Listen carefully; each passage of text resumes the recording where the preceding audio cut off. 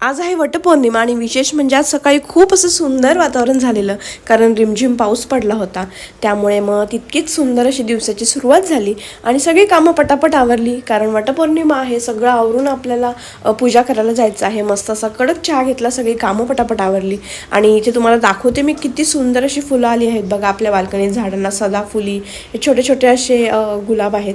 त्यानंतर मग मला कळेना कुठली साडी घालू, त्यातल्या त्यात ठरवलं की ही साडी घालावी आणि असं सिंपल लुक केलेला मी, कारण ह्या वर्षी माझी आई म्हणून अशी पहिलीच वटपौर्णिमा आहे. त्यामुळे नेहमीप्रमाणे आधी काहीच पूर्वतयारी करता नाही आली. साडी काय घालावी, इवन मेहंदीसुद्धा नाही काढायला जमलं.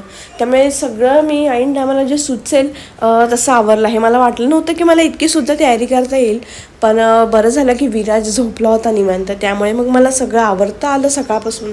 आणि तो झोपला तर मी लगेच तयारी करून बाहेर निघाले. आणि हे गेले होते कामाला, पण मग तसं हे रात्रीच येतात, पण आज दुपारी जरा लवकर आलेले, कारण आम्हाला जायचं होतं वड पूजायला. मग ते आल्यानंतर आम्ही दोघंजणं इथे आलो आहोत आणि मस्त अशी निवांत माझी पूजा झाली, कारण जास्त काही गर्दी नव्हती, तुम्हाला इथे दिसत असेल. आणि मी नेहमी इथेच जाते, कारण खूप छान असं सुंदर शांत वातावरण असतं तिथे आणि भरपूर असं हिरवंगार अगदी निसर्गरम्य वातावरण. आणि त्यानंतर मग थोडेफार फोटोज व्हिडिओ घेतले आम्ही आणि तिथून पूजा आवरून आम्ही निघालो.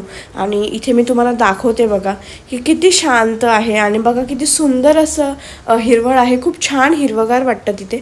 त्यानंतर मग पूजासुद्धा निवांत होते आणि मग आम्ही निघालो घराकडे, कारण पूजा झाल्यावर लगेच निघालो, कारण विराज वाट बघत होता घरी. आणि घरी आल्यानंतर मग ह्यांना परत जायचं होतं कामाला, तर आम्ही घरी आलो. आल्या आल्या पहिले विराजला भेटले आणि त्याचा तो खेळत होता मस्त, त्यामुळे बरं वाटलं.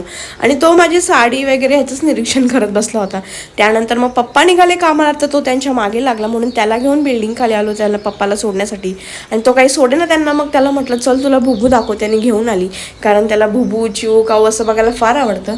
आणि आम्ही घरी निघालो तेवढ्यात आम्हाला अजून एक भुबू दिसला. त्यानंतर मग आल्यावर संध्याकाळची दिवाबत्ती केली आणि स्वयंपाकाची तयारीला लागली. आणि आज केला आहे मसाले भात, आमरस, भेंडीची भाजी, चपाती.